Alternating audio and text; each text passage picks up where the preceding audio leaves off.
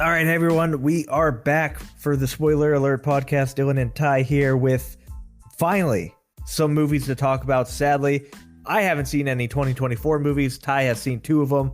The movies I'm going to talk about today are from last year, but still worth discussing just because of the good and the bad. You know, it's still worth knowing if you're curious about these films and you haven't seen them yet. That's what we're here for. But Ty, we finally have some movies to talk about, but man, 2024 is fucking slow. I was thinking the same thing, and I went back through and I looked at my notes here, and I think I'd seen about the same amount of movies last year as I had through this year already. So I think it's just both years started off pretty slow. Yeah. Let's see. I've seen 1, 2, 3, 4, 5. I've seen 5 movies so far into the year, and I think I saw about the same going into last year. But it definitely feels slower because there hasn't been a particularly good movie yet. Right. But I think we're about to hit a stride here where every couple weeks we're going to have at least one movie that I'll probably go see here that'll be worth talking about. Perfect. Yeah, because, man, there hasn't been a thing that I'm like, oh, yeah, totally got to get to theaters and see that one. Whereas, exactly like you said, last year, probably the same amount of movies, but tier-wise, in terms of how good they are, according to everyone else, and then we're going to hear it from you today, about how things are going this year. So in this episode, we are going to convince you to see or not 4 different films here. I will have 2 from 2023, like I said. A horror film, When Evil Lurks. And then I finally got to see in Anyone But You, which, big topic for 2 reasons. 2 big topics. Two big reasons. And then Ty saw Argyle and Madam Web. So don't want to get too far ahead of myself, but the Madam Web hate is real. It's true. That's all I have been seeing about it, but we'll let our own Ty give his thoughts once we get there. So hopping right into it. Movies coming out this week. Madam Web. Haha. Shocking. Amazing. But the story, Cassandra Webb develops the power to see the future. Forced to confront revelations about her past, she forges a relationship with 3 young women bound for powerful destinies if they can all survive a deadly present. So this actually has a decent amount of people in it. Dakota Johnson, Sydney Sweeney, Mike Epps, Emma Roberts, Adam Scott. So, you get some familiar faces in there, and then we get it directed by S.J. Clarkson. And so, if you've listened to the show at all, what I like to do is look at the writers and the directors. So, director S.J. Clarkson looked at the movie she has directed in the past. She has done episodes of The Defenders. Okay. She directed like the 2 worst rated episodes of the show. So that sounds about right. Not a great start. Jessica Jones directed some episodes of that. Also episodes of Dexter, Banshee, Orange is the New Black, and 1 episode of Succession. So like it's a broad range of things, not completely bad. The Marvel things don't seem to be her wheelhouse, but the episodes of Dexter, Banshee, Succession that she's done, I'm excluding Orange is the New Black just because I haven't watched that whole show. Pretty good, not bad. So I won't put the entire blame of this movie on her because I think the writer was also a big mistake to choose. Matt Sazama, who was the writer for Morbius. And gosh, I don't know how you see Morbius as like, you know what? You deserve another shot. I don't know how they got the people that they did to be in this movie, other than money. Money. Be money. Because, and I think a lot of them probably thought it was a Marvel movie, like a straight up MCU film. I did see that Dakota Johnson has since fired her casting agent after this because it's just actually just like one of the worst movies of all fucking time, I think. We'll talk more about it though, but yeah, it sucks real bad. Just real bad.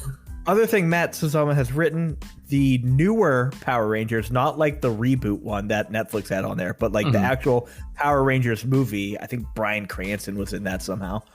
Not great. Gods of Egypt, horrible.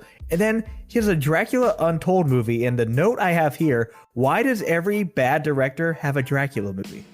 It does seem like they do.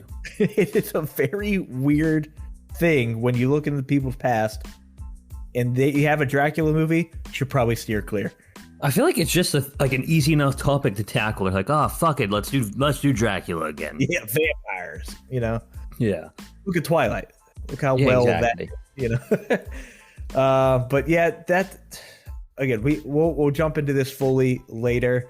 For my take on that, I think Sydney Sweeney just can't act. I think that's a very real possibility. Yeah, I think you're probably right. You're definitely getting there. So a little teaser into what I'm going to talk about. But the movie that has beaten Madam Web so far, since both of them released on the same date, it has beaten them in the box office every single day so far, and that is Bob Marley, One Love. So the story of how reggae icon Bob Marley overcame adversity and the journey behind his revolutionary music. So not a ton of people in this one that you will recognize. The big story that you have probably heard is that they had the chance to cast like Bob Marley's, I can't remember if it was son or grandson, something like that, and they didn't. They went with someone else. That was kind of the big storyline there. But this movie itself also not getting great reviews so far. Yeah, not at all. And with that said, it is still like not even like by a little bit beating Madam Web. On the day crazy. They both released, Bob Marley beat Madam Web by $8 million. I think that Madam Web is going to tank really bad, and it had a budget of like $80 million, which isn't, I mean, by today's standards, very high. Yeah. If it doesn't even make its budget back, what are they doing? So to date so far, Madam Web has made $8.2 million. That's terrible. So that is not good. It's not going to get any better. It's not like it's going to. It's not going to get any better than it's going to. No. What are you going to do? It can't be better. And even the Friday box office is also in. They made $4.3 million on Friday, but Bob Marley's still making $7.45. Jeez.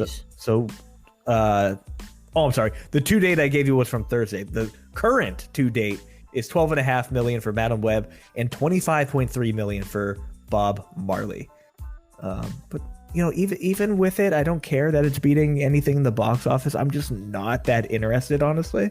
Yeah, I like a couple of the well-known Bob Marley songs, but I don't like them enough to go watch a biopic. I don't think everybody needs a biopic. I mean, I get it. He's definitely like a very like well-known musician, and that's cool. But like, we're just giving biopics out like they're nothing now. It feels like it's an easy way to make a movie because you don't really have to write the story. It's there for you. Exactly. It just seems like almost like disingenuous, I think, maybe. Like, it's just not very like, it just seems like a cheap cash in almost. Yeah, and that's a shame. But you know, they also might be seeing like a lot of these Oscar nominations be that as well. And they're like, oh, well, let's just spitball a bunch of these until one of them's good. Yeah. And I'm looking on IMDb right now. It's like the best biopic transformations. Kingsley Ben-Adir as Bob Marley and more actors that totally transformed for their roles. He just has dreadlocks. He looks exactly the same. I changed his hair. I would not say it's totally transformed one bit, actually. It's not like Christian Bale like dropping 120 pounds and then regaining it again for Batman or something like that. Yeah, no, that's like he still looks like the one Ken from Barbie, just with dreadlocks and a beanie on. Good job. Well, that's what Bob Marley is: dreadlocks and a beanie. Yeah, maybe a little bit of drugs, or a lot. Who knows? Probably both. Next movie here, Land of Bad.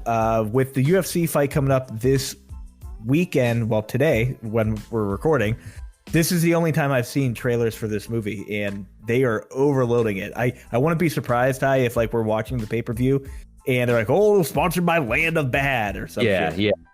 It kind of seems like that type of action movie that would sponsor a UFC event. Yeah. So a rookie Air Force combat controller and a seasoned drone pilot support a Delta Force team as they try to shift the mission gone wrong into a rescue operation. So pretty standard type of action military synopsis here. Couple good names in here. We get Russell Crowe, and then you get both of the lesser Hemsworth brothers, Liam and Luke. Which, man, Russell Crowe is I really do like Russell Crowe a good bit, but it feels like he's kind of going the way of Bruce Willis. Oh yeah. And De Niro, where you used to be huge, you know. Gladiator was probably his peak, I would think. Surely. And then it's just been a steady decline for them in terms of movie quality, which is a shame to see, but that's really what it feels like. This feels like a very straight to DVD type movie. Yeah. But we don't really have DVDs anymore, so that doesn't work. I know. Yeah. It's like straight to streaming, I guess. Yeah, but even that, like, straight to DVD is an insult. Straight to streaming is kind of a normal now. Yeah, that's true. Oh, I don't know. Straight to is it Vidmo? VOD or what, like whatever it is. Like, there you go. Yeah. You don't even get Netflix. Yeah. You have to pay $1 to watch this movie. Next one here that got me a little bit interested just because of the casting. It's called Bleeding Love. A father takes his estranged daughter on a road trip in an effort to get her out of trouble. Along the way, they meet all types of strangers as their strained relationship is put to the test. So it's actually a father-daughter duo with Ewan and Clara McGregor, which that's pretty cool. His daughter looks really old. I didn't realize he was like... I didn't even realize he had a daughter, but I didn't realize how old he was. Yeah, so that's pretty wild. Neat that they get to work together. Yeah, that is really cool. Let me just see how old they are. So Ewan is 71. He is 50. He's gonna be turning 53 next month. Okay. And then she's probably like maybe like daughter. She is 3 years younger than us. Okay, yeah. Yeah, so 27, 26. Nice. But yeah. Oh, she was also in Maestro. I didn't realize that. Oh, no, she wasn't. She was in the Maestro short. Okay. But it looks like he's also thrown her in random movies he's been in as well. He put her in Christopher Robin. Oh, okay. As just a girl in the aircraft design office. So she was just kind of hanging out there. So obviously it is a way to get her acting career kicked off. Sadly, this movie not doing that great as well, as it is sitting at a 5.8. Now, that's not a ton of ratings, only 207 ratings so far, so that could drastically change. Only a 50 out of 100 on Metacritic. Ooh. Yeah, not great. Yeah, this one definitely probably just flying under the radar too. Like I'd never heard of it, and sometimes that's a good thing. Like we've had many where we haven't heard of them and it ends up being a sweet movie. But this one just seems kind of like under the radar and like properly rated. Yeah, yep. And this next one probably feels in a similar vein, where you get some known faces and maybe more so known voices in this movie. Altered Reality.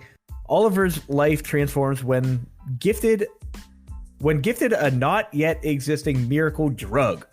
Riches, unscrupulous pacts, and morphing of past and present create this altered reality, a gripping tale of redemption and choices. So you get two old guys here, two old guys that we know their voices very well. You get Tobin Bell, who is of course Jigsaw in all the Saw movies, and then you get Edward Asner, who is Carl from Up and Santa in Elf.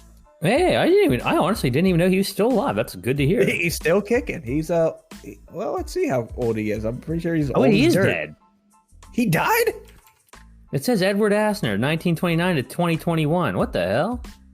So when was this out? Huh. Man, so this movie must have been on hold for quite some time. Yeah. Yeah, so from 2024. Huh. Yeah, it looks like they kind of flash back to like an older movies or something like that. Is he in it because of that? I don't know what's going on here. I think that's part of it, where it's like, well, like they said, there's going to be altered realities, so he's going to be seeing some weird shit. Huh.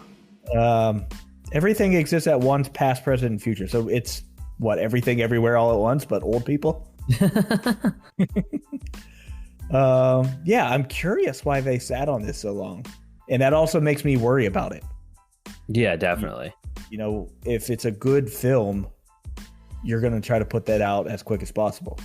For sure. But this is, I don't have any show times for this movie, so who knows where it's going to be released. Yeah, I don't know.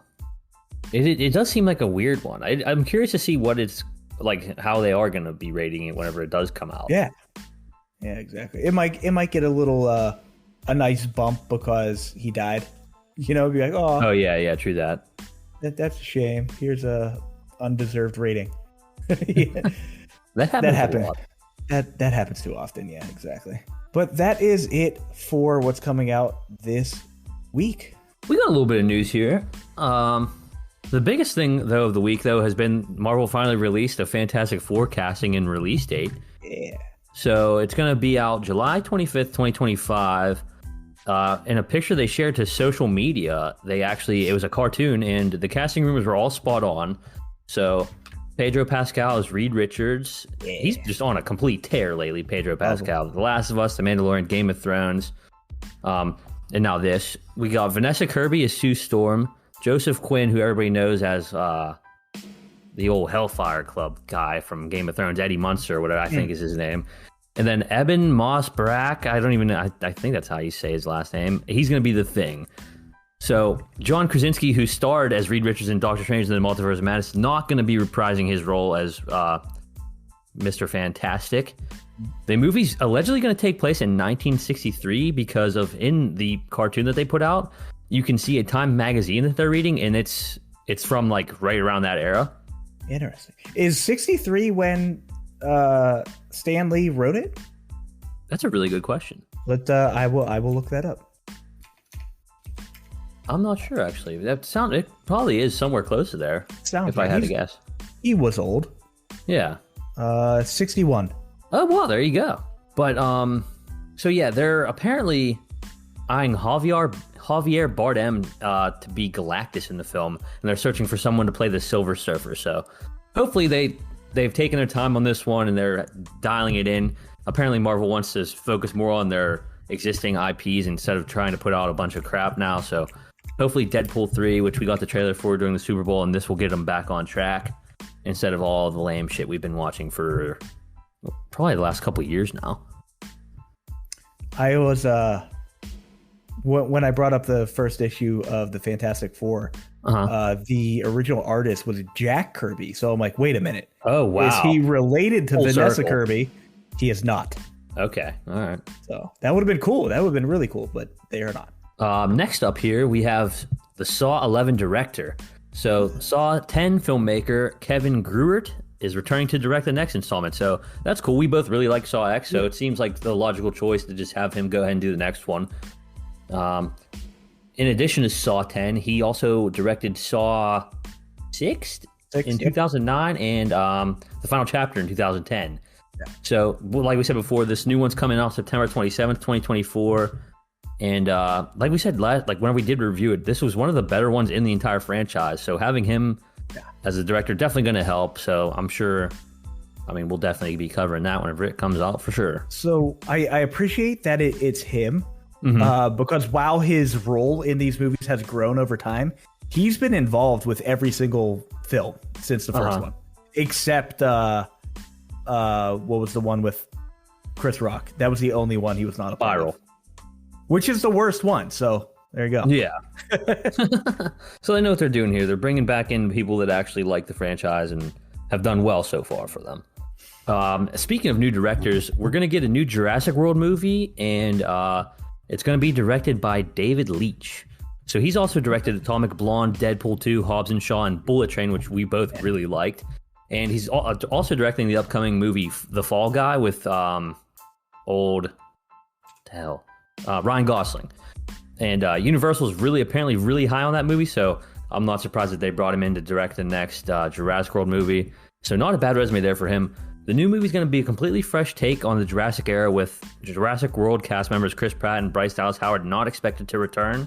So that's cool because those movies kind of went to shit. So, and the original trilogies, like Goldblum, Laura Dern, and Sam Neill also won't be returning either. So all brand new here for the next Jurassic World or Jurassic whatever the hell movie. A couple more things here. We're getting a Greenland movie sequel. Did you ever see that movie, Greenland? I don't think I have. Really underrated movie, I think. So it came out right like peak pandemic, and it was pretty much about like the end of the world and shit. So I don't think it really killed at the box office, but I actually really liked that movie. It was really good. Gerard Butler. Yeah. Okay. And Gerard Butler and Marina Baccarin. I don't know how to say her last name. She's the lady from Deadpool. And director Rick Roman Waugh. Rick Rome and Wah are confirmed to reprise their roles for the action sequel. It's called Greenland Migration. It's due to start production in the UK in April. So the quick synopsis here for that is the Garrity family must leave the safety of the Greenland bunker after the comet Clark decimated the Earth, and the family embarks on a harrowing journey across the wasteland of Europe to find a new home. So that sounds awesome. I really like the first one. I love a good disaster movie, and whenever they're done right, and it seems like we don't get a lot of them these days, especially a lot of them that are done good. So if this one ends up being shittier, which it might, I'm still in. The first one was cool, so I'll definitely be giving this one a shot.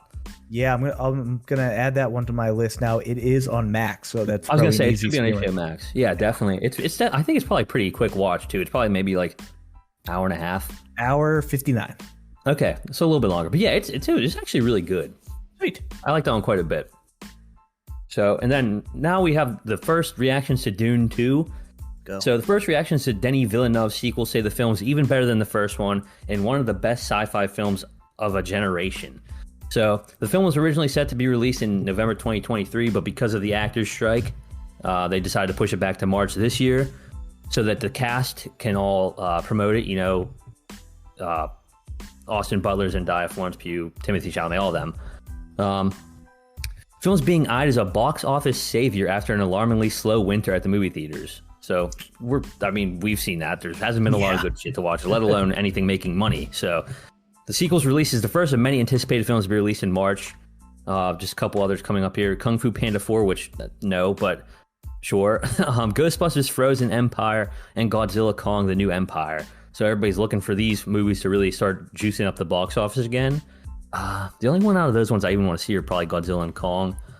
The newest Ghostbusters movie was okay, but this one I don't really give a fuck about. But reactions to Dune 2 they're calling it Denis Villeneuve's magnum opus. They're calling it a masterpiece. They're calling it an epic and a monumental cinematic achievement with incredible performances all around. So right away, I'm in. I cannot fucking wait. It's just about 2 weeks away now. But I'm definitely going to get an IMAX ticket. I'm going to see it on the biggest screen possible. Okay. It's just under 3 hours long, and I have seen reactions, people saying they wish it was even longer. So that's rare. You get a 3 hour long movie and you want it to be even longer.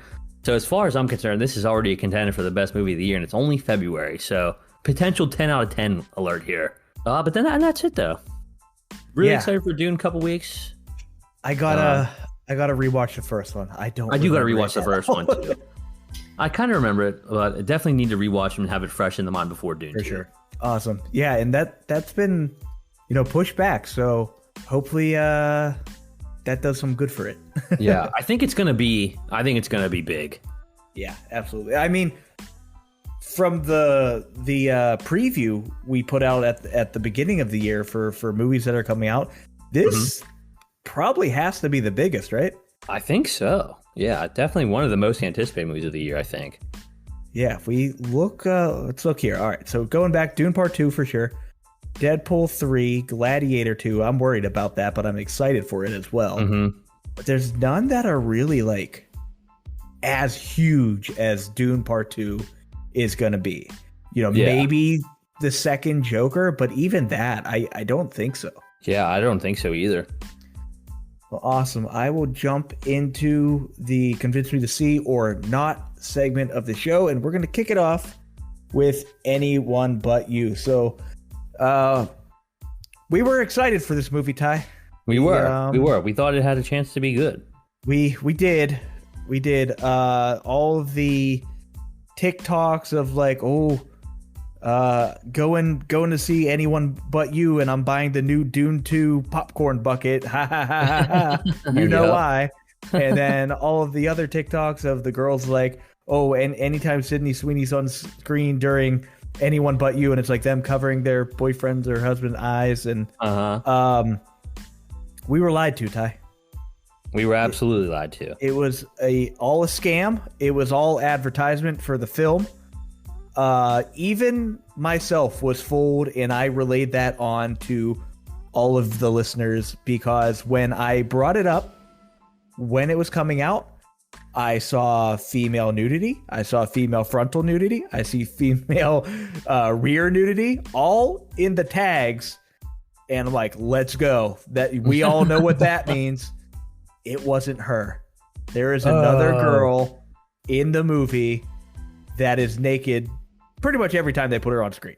And it was not Sydney Sweeney. So you sit through about 100 minutes of a really, really horrible, terribly written, terribly acted movie to see like half a side titty of Sydney Sweeney. No. And it lasted maybe 2 to 3 seconds. Oh no. I was really upset. Not because I'm a pervert, but mostly because I'm a pervert. But yeah, so that aside, completely ignoring that whole sham, it was bad. Like rom-coms, I have a low bar for. I don't expect them to be anything amazing. Give us some laughs here and there.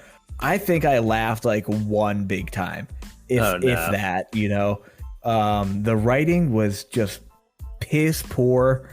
The acting may have even been worse. Like Sydney Sweeney is just like dead as a doornail the entire film. It feels she kind of does have that like vibe. Like it's like she's just reading off like a cue card and like straight monotone, doesn't change her facial expression at all. And when I brought that up to some folks, I'm like, man, I think Sydney Sweeney just can't act. They're like, oh no, you got to see her in Euphoria. I'm like, see, I disagree. Because Euphoria, she's just playing a big hoe. Yeah. And like, that's why everybody wanted to see this one. That's why everyone wanted to see in this. So it's like, I don't know. It wasn't great. Even the other actors, Glenn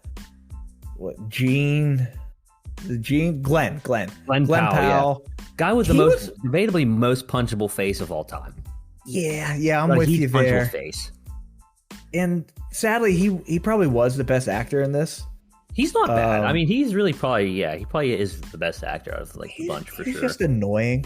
Yeah. Gata, do you know Gata from Dave? Yeah. He's in this. Oh wow, random. And he's annoying as piss. like super annoying. It's like does he just do Gata? Is pretty Gata much just doing Gata? Almost 100%. It's like Gata if like he's just supposed to be the super positive hype guy, which is essentially what he is in Dave, other than, his bipolar syndrome. Yeah. But yeah, it wasn't good. It's just incredibly awkward as well. And I'm going to not even if you care about spoilers for this movie, skip it. But I don't care enough to censor it. Yeah, I'm bet. So essentially the story is she meets this guy at a coffee shop. They're super nice. He asks her out. They go out. They end up going to his apartment and sleeping together. And when I say sleep together, I don't mean sex. I mean they literally just slept together. And then she gets up and leaves before he wakes up. Okay. And so that kind of irked him. And his buddy Gata comes over and he's like, "Oh, you had a girl over?" He's like, Yeah, I did. And it cuts between them talking and then Sydney Sweeney talking to her friend on the phone. And it was like, yeah, I really like this guy. And they're like, well, why'd you leave? She's like, oh my God, I don't know. And so as she goes back, she opens the door and he's like, nah, man, she was nothing. It was just like a one night stand, trying to be all cool with his buddy. And she hears that. Ooh. And so that's what causes the rift between them. This is in the first 5-10 minutes of the movie. Oh, and so then it turns out Sydney Sweeney's sister is marrying Glenn Powell's friend. And so now they have to hang out at this wedding. And while that's happening, everyone else wants to try to get them back together so they don't ruin the wedding. And then of course, by doing that, you're making things worse, you're ruining things. And that's just a back and forth between them hating each other, and then they're like, well, let's play along, let's pretend like we're dating now. And all this happens, it feels over a weekend. So the snip snap between, oh yeah, we love each other, and oh, I fucking hate you, happens 4 or 5 times in this movie, and it's just annoying at some point. So all in all, don't see it. It's not worth it. I'm not even gonna go tell you to skip through it because it doesn't matter. Everyone's incredibly awkward the entire film. They like invite her ex-fiance to this wedding as well, just to try to get him back together with Sydney Sweeney. Like, it is just all over the fucking place, and it is not good. It's awkward. You laugh maybe once throughout the film. So, no boobies that you want to see. That's pretty much it. That's where I'll end it. I gave it a 3 out of 10. Ooh, 3. Yeah.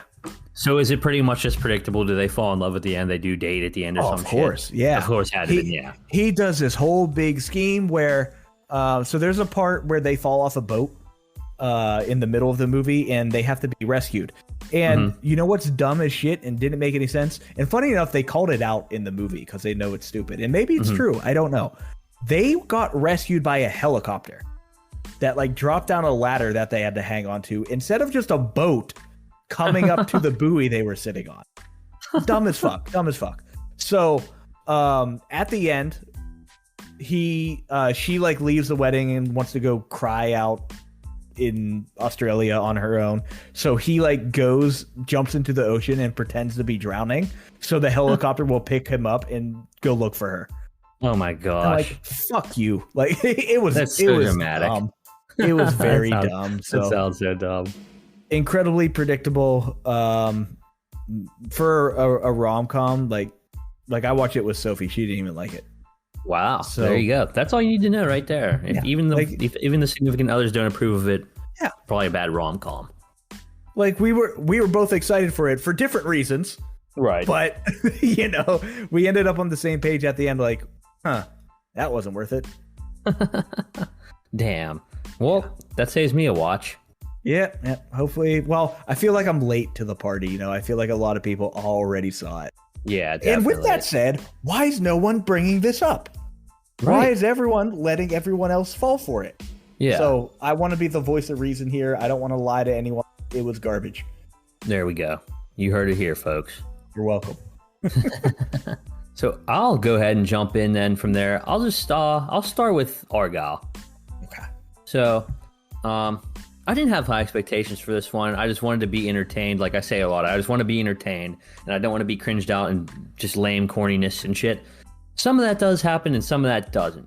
So, and I did definitely catch a spoiler on Twitter, which was actually just the old synopsis for the movie. But speaking of synopsis here, which they changed, a reclusive author who writes espionage novels about a secret agent and a global spy syndicate realized the plot of the new books she's writing start to mirror real-world events in real time. So it's starring Henry Cavill here, Bryce Dallas Howard, Sam Rockwell, with a little bit of Dua Lipa and John Cena too, who were also in Barbie together. Directed by Matthew Vaughn, who has some pretty solid movies under his resume. He's got the Kingsman movies, Kick-Ass, and X-Men First Class, stuff like that. The movie started off decent enough. It's kind of like a James Bondish, almost Mission Impossible type intro to it, typical spy action thriller. But the longer the movie went on, the more boring and convoluted and over the top that it got. And all that inevitably ruined it for me. So somewhere in this movie, there's probably a better movie if they cut out a lot of the absolutely just ridiculousness, focus more on certain characters instead of relying on shitty, like just bad plot twist after plot twist to happen for the sake of it. Yeah. The movie's just way too damn long too. 2 hours and 19 minutes. And it just didn't feel like it was ever going to end. But what really dropped it down, though, several pegs for me was, I'm just going to spoil it here, a complete scene where they're literally like dancing and throwing around like multicolored smoke grenades in some kind of like corny, almost musical-esque type like dance scene. Okay. Like fighting bad guys dancing. It was just so over the top and ridiculous. It ruined the movie for me. And even I was walking out, a complete stranger, some other yinzer down at the movie theater, said it ruined it for him too. He was just talking, he's like, that scene where they are dancing with the smoke and it just completely ruined it for me. I was like, you're right, you're absolutely right. So that was really funny. And then there's still another scene after that also ruined it. There's like a big oil spill on the floor, and they somehow attach some knives to her shoes, and she like ice skates on concrete and oil and starts like shooting and stabbing people up. It was the literal dumbest shit I've ever seen. If they would have maybe kept it more down to earth and simplified the plot, I think it would have been a little bit better, but it was a 4 as it stands. It wasn't great. So this reminds me of Amsterdam, a movie that has like a stellar cast of people. Like so many people were in that movie. Christian Bale, Chris Rock, Mike Myers, Taylor Swift was randomly in it. Rami Malek, Zoe Saldana, Margot Robbie, Anya Taylor-Joy, like top to bottom. Robert De Niro, I forgot he was even in it. Just like a really insane cast.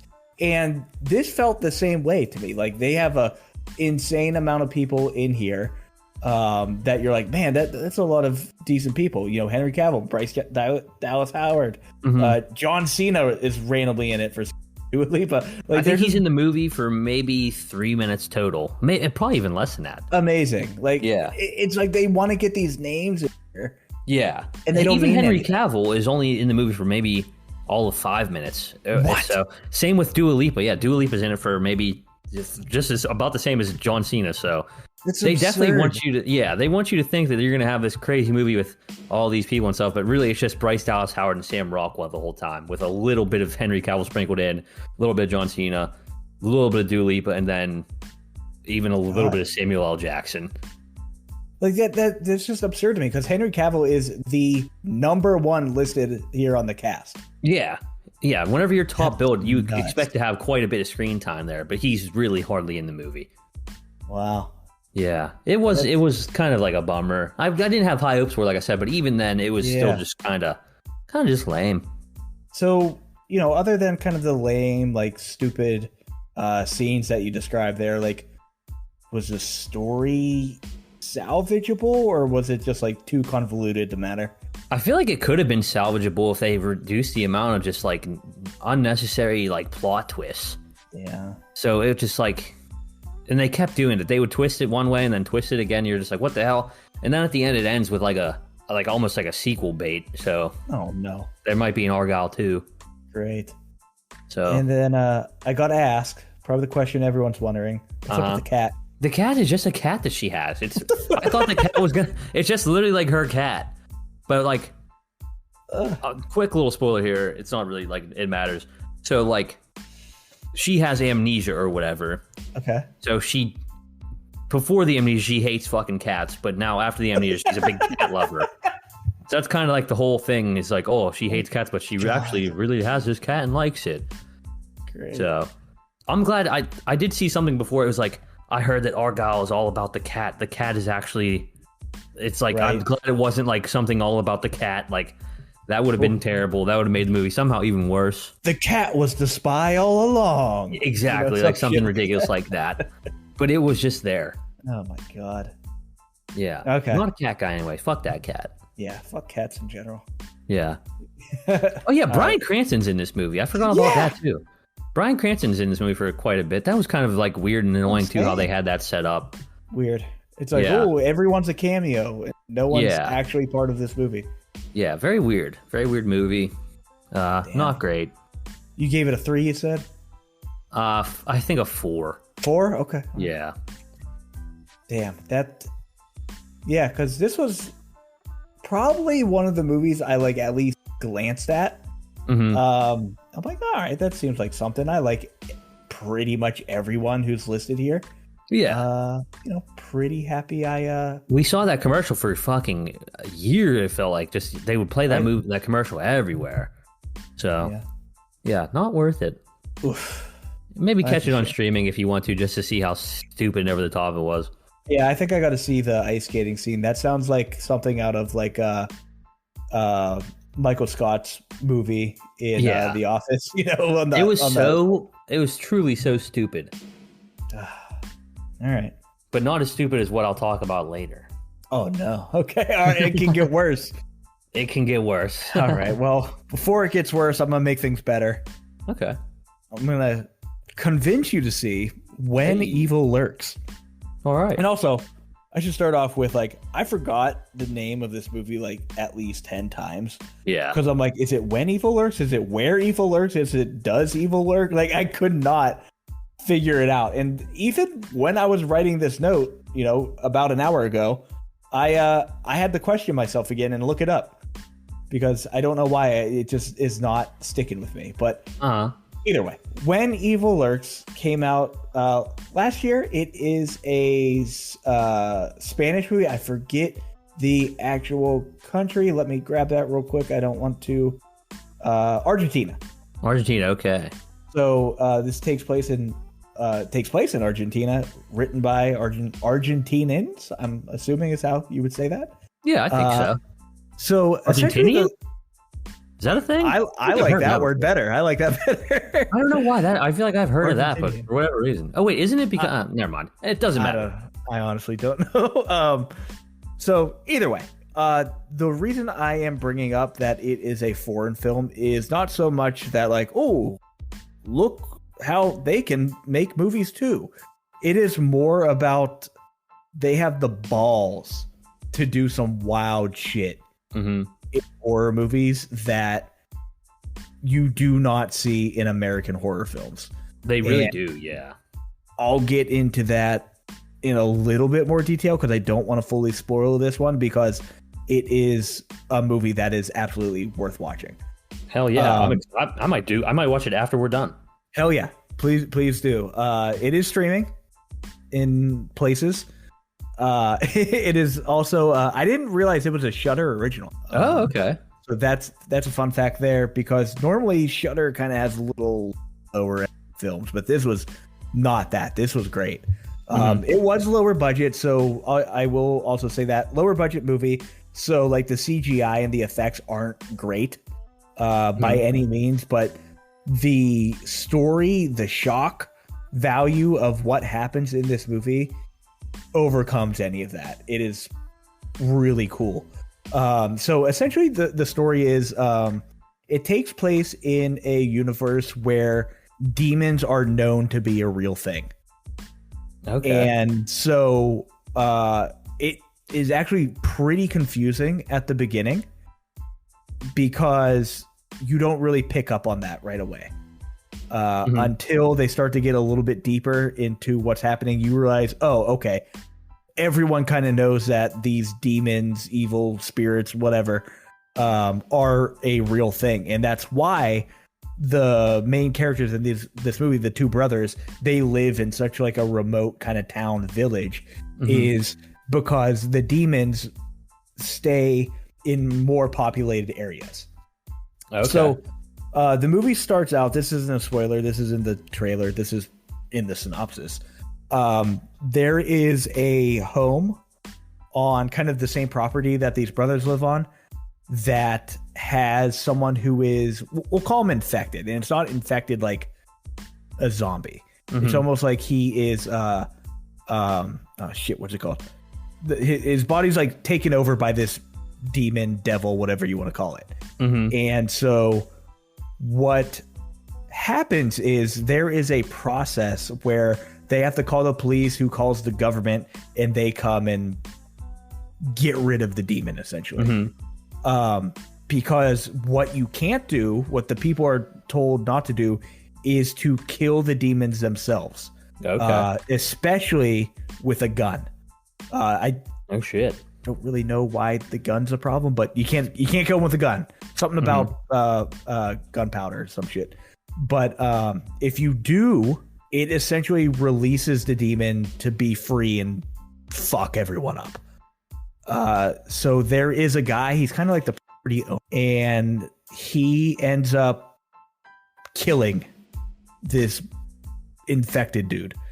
And so after that, all hell breaks loose. There's a spirit. You don't ever see the spirit because it just takes over people and animals. It also takes over animals.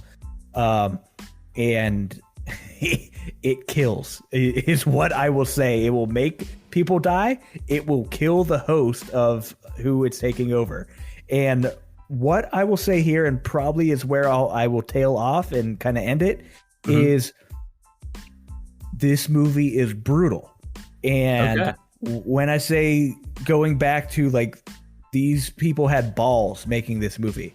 American movies will never kill a child. Oh shit. Children get fucked up in this movie.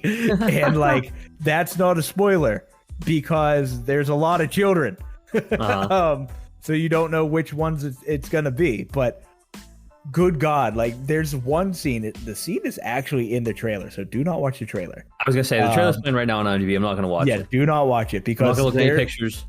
The exact scene I'm talking about that I was like, oh fuck, like that is in the trailer. They black out before it gets to it, but good God, is it like wild.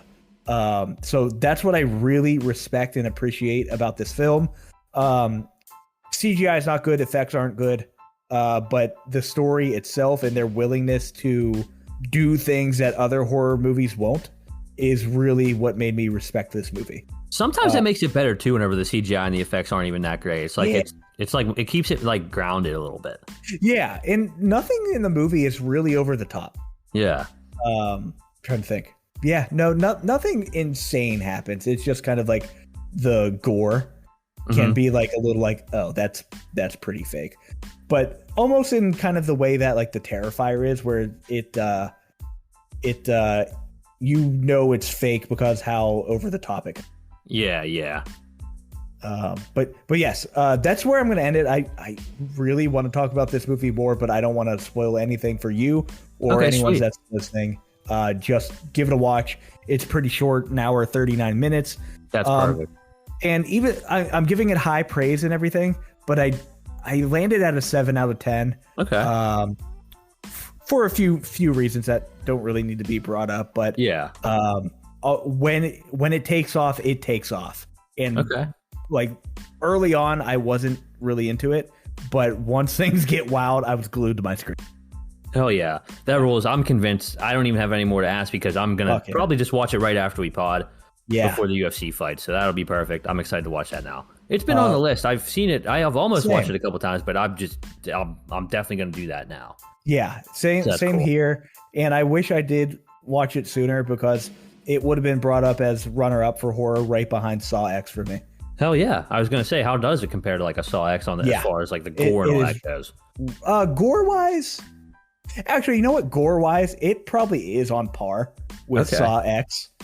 It isn't as like when there's gore happening, they don't like zoom in and focus on it like they do in Saw. It's just kind of like a that's happening. You get a peek of it, and you're like, "Fuck me, why?" No, you know, it has way more shock value than Saw. Okay, all right, yeah, I'm sold. I'm convinced. Hell yeah. So I guess from there we'll just end it with, the bottom of the barrel on a low note. Yeah, and on a low note, but it'll be fun. It'll be funny. Let's do it. Everybody knows that this is not a good movie. So everybody knows now going into it that Madam Web is not a good movie. And that's almost why, I almost want to say, watch it. I almost want to recommend you to watch it because it's truly, it's truly the worst, superhero movie you'll ever see, if you can even call it a superhero movie. It's definitely more grounded than any other superhero movie. It's kind of they're not really... Well, let's get into it. Full spoilers, too. I'm just going to spoil the hell out of this movie. I'm going to give you everything I saw at the theater here. Get out of here. Write down my notes. I took a lot of notes at the theater, so... As we know, it's you just gave the rundown, so I'm not going to go through that. But it's Dakota Johnson, it's Sydney Sweeney, Emma Roberts, Adam Scott, Mike Epps. So some well-known actors here. One thing I've never been a Marvel Sony guy. So Venom, Morbius, and now this, they're all just shit. So let's just get right into it. Terrible reviews here aren't going to do any favors for it, but as I saw it, it was at a 14% on Rotten Tomatoes. Let's see what it's at right now. It's a 3 out of 10 on IMDb. It's a 27 Metacritic score. And on Rotten Tomatoes, I wonder if it since went down. It is a 13% on Rotten Tomatoes. So beautiful. So that's really low. I haven't seen anything that low in a while. So budget of 80 million, like we said before. Also, I saw the movie. The fucking captions were on for whatever reason. Oh. So the closed captions were on, or off, I guess. Closed captions, whenever you can not see it because of the bar at the bottom of the screen. Whatever. It was eerily showing that I could see it, so I didn't want to wait to see this movie. I was like, fuck it, I'll just go as early as I can. It had the captions, which I'm fine with at home if you want to watch them with captions and stuff sometimes. But at the theater, not a big fan of captions on the movies one bit. So they're in the jungle. It starts off, they're in the jungle, and there's spider people that just look like absolute shit. And it's a scientist and her partner. They're trying to discover a special spider, and then the one guy flips out and kills them all because he wants the spider. It's set in 2003, and they try really hard to keep reminding us that it's set in 2003 for unknown reasons. But they were really also trying to let us know who their fucking Uncle Ben is, Ben Parker. They keep saying right. Ben Parker. He can't wait to be an uncle. His sister-in-law is having a baby. He's going to be an uncle. The dialogue in it, some of the worst I've ever heard in a movie. And that was only 10 minutes in. I wrote some of the worst dialogue I've ever heard, and it's only 10 minutes in. It feels so forced. Everything Dakota Johnson says was just so stupid. Yeah. Let me see here. At one point in the movie, she says this. After being in a car accident, going underwater in a car and having to be like CPR'd back to life, she says, "I just want to go home and watch Idol." Not even American Idol. I just want to go home and watch Idol. Oh, they can't say it. The bad guy, the villain, I don't know if they like ADR'd in his voice after the fact or what, but his voice was terrible and his acting sucked. It was so bad the way he talked. It was terrible. They made a really big deal about pressing on hamburgers at a barbecue to let all the juice out. I don't know why. I wrote that down too. They mentioned it like 4 times, like, why are you pressing all the juice out of them burgers? Cool. They keep like teasing the fact that the girl's having a baby, and they're like, guess what the name's going to be? And they guess a bunch of dumb shit, God. But they never say Peter. Right before it says Peter, they do something else. She keeps having deja vu. Dakota Johnson, old Madam Web herself, keeps having deja vu now after she got in that car accident. So I did a little bit of research because she's on a train in what I guess Brooklyn or whatever, and there's a guy that looks to be playing a PSP. So even though they make it known that this is 2003, the guy's playing a PSP which came out in 2005. Idiots. So right off the bat, Spider. They keep saying Spider People and Spider Person. They never said Spider Man or Spider Men. So I don't know if they couldn't say it or whatnot. But and I was an hour in at this point. I still have so much more to go. So it was so boring. She talks to herself to like set up scenes and set up dialogue, and it just sounds so awful. More Dumb Force 2003 references. At one point, I said, "I'm going to fucking fall asleep." So it's a good note. She picks up those 3 kids, like Sydney Sweeney and the other 2, because like the bad guy is after them. He knows, he keeps having dreams that they're gonna come and like they're gonna turn into spider people and like end him or whatever. So it's an hour in at this point. They're all together. None of them have powers or do shit or can fight at all. And I think from the trailers, they want you to think that they're gonna all be spider women the whole time, and they're just not. They can't do shit. The only way they get away from the bad guy is because Dakota Johnson keeps fucking reaming him out with a car. She hit this guy with a car like 4 times. One of the girls is an illegal immigrant.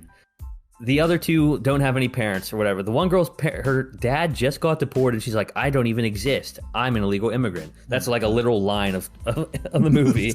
Let's see. Repetitive, boring dialogue. Sydney Sweeney is a nerd is a terrible choice. They have a nasty, angsty teenage stereotype for no reason. Just her being a dickhead to everybody. She literally just is like babysitting the whole time. And she kind of gets control of her powers because as she's like pretty much babysitting these 3 kids, she finds out that she has to go to Peru to find out why she's having these deja vus and who her mother is and what's going on with her powers. Because somebody comes to her, I don't know if at night or whatever, somebody comes to her and tells her to go to Peru. So literally as they're all hiding from like a deranged spider person, she's like, I'm going to go to Peru for a week, hands him over to her Uncle Ben, who is not even her uncle. It's her partner at work. So her work partner, she's like, hey, watch these kids for me. Let's see what else here we got. So they switch around the old with great power comes great responsibility line. They say, when you take on the responsibility, great power will come. Christ. Fuck off with that. That was one of the first things I heard about the movie. I'm like, what I don't even know the story, but why are we changing things if like it's one thing to make your own saying, but don't make it as close as the one everybody knows. Yeah. Couple more things here. The villain just looks like Clay Guida in the UFC. Nice, yeah. Like I said again, he's gotten hit by so many cars. But one of the worst scenes I've ever seen in an entire movie. So the angsty teenage girl, she's a skateboarder. She's had this skateboard throughout the whole movie. At one point, it gets broken. So towards the end of the movie, the climax, they're like fighting the bad guy, whatever, or running away from him pretty much. They don't have spider powers. They don't have shit. She has a piece of metal and like grinds down a rail on it to try to like punch the bad guy. And it was the most like forced corniness shit I've ever seen. Of course, she like had to skate down a rail. Oh, it was so stupid.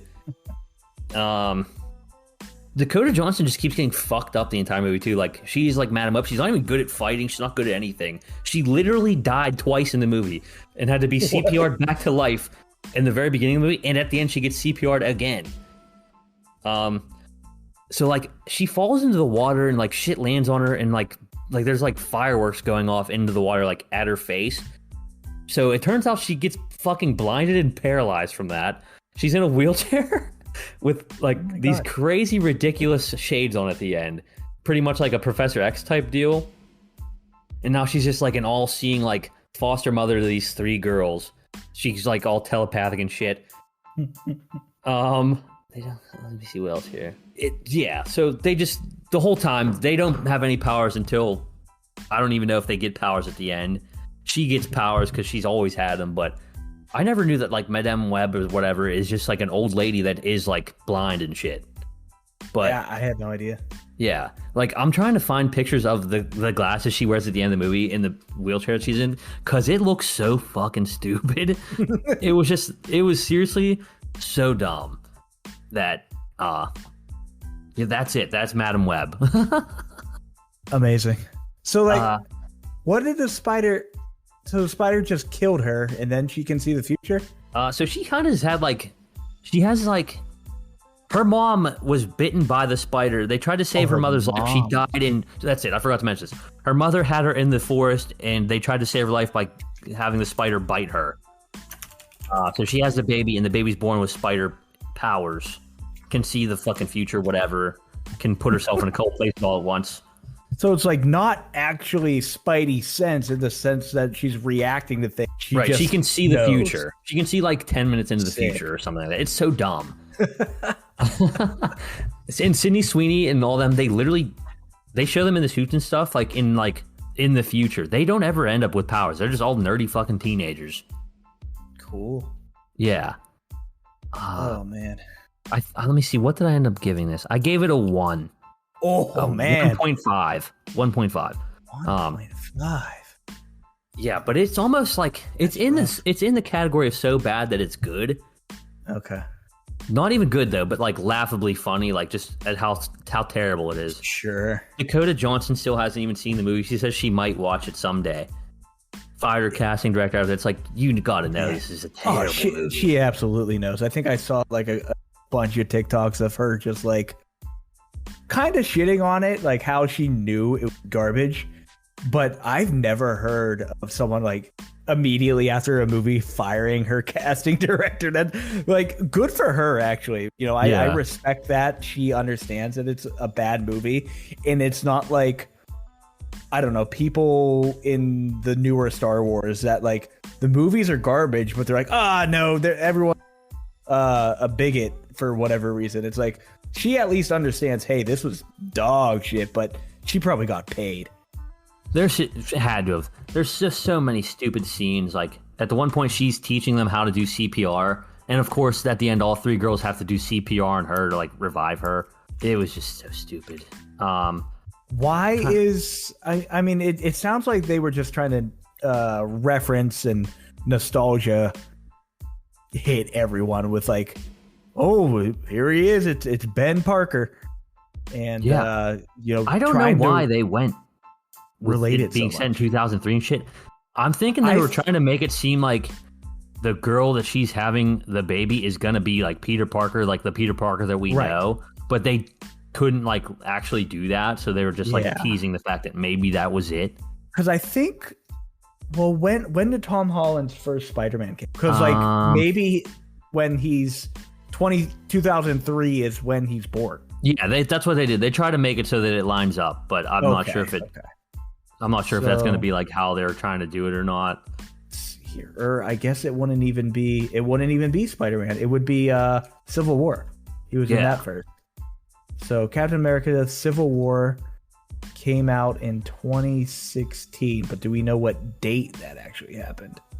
I'm not sure actually. It's all different timelines and shit. What year did Civil War?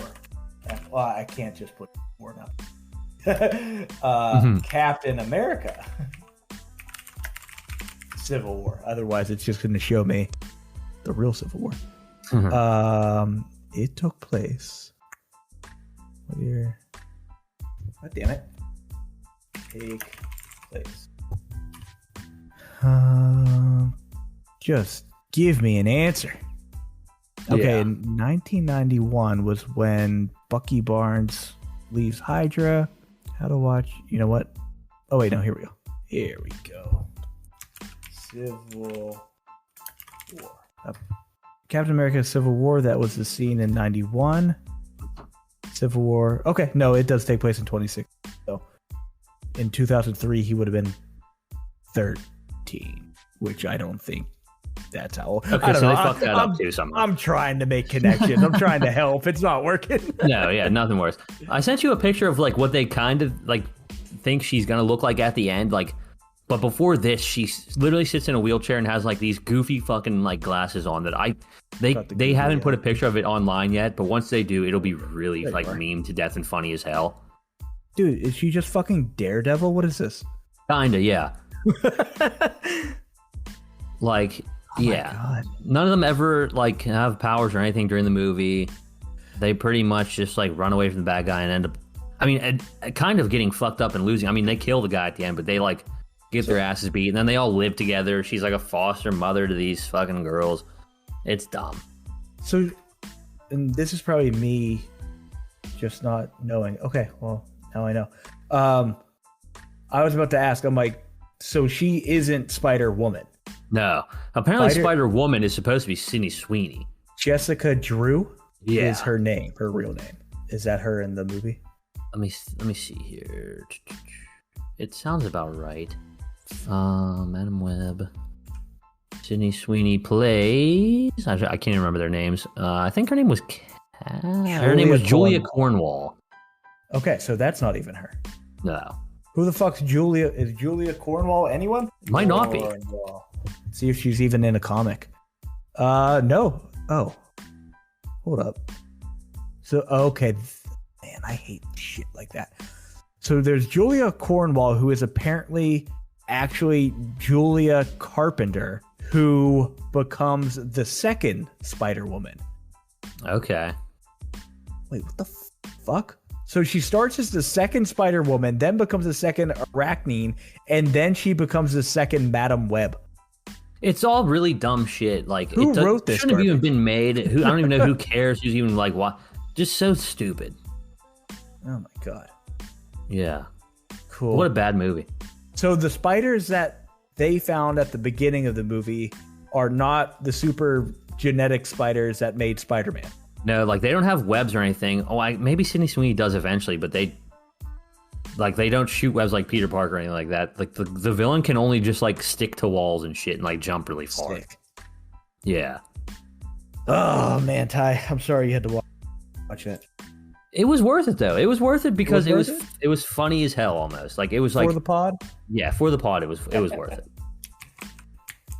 Gotcha. Well, that's cool at least. And hey, we're getting this out pretty early. You know, I guess technically yesterday would have been when most people would go to see it, but I think a lot of YouTubers and TikTokers are doing the job. Yeah. Yeah. So. It's gonna do terrible at the box office. Yeah, dude, getting beat by a fucking Bob Marley movie. What are you doing? Yeah, we gotta. Luckily, there's some new stuff coming out soon that is gonna be a lot better. So we got that going for us. We'll have more to talk about then, but till then, sounds like you're gonna go watch When Evil. I already forgot the name. See what I mean? When Evil Lurks. I almost said When Evil Rises, but I'm like, that's not Evil Dead Rises. Yeah. So like, it just will not stick with me. I don't know why. That's how it was for me whenever I watched Poor Things. I kept thinking it was Good Things for the longest time. Oh, speaking of Poor Things, that will be streaming on the 27th. Yes. Yeah. Hell yeah. You'll finally be able to watch it. We can finally probably have a good discussion about that one. Yeah. Maybe that's how we can open up a show. Yeah. Fuck yeah. Awesome. Okay, Ty, good to be back. It feels far between these episodes now, even though it really isn't. It's just there's nothing to keep us busy in between. Yeah, now that we'll finally have a steady flow of decent enough movies to watch here, we'll be back. We're back. We back. We back. We'll see you next week.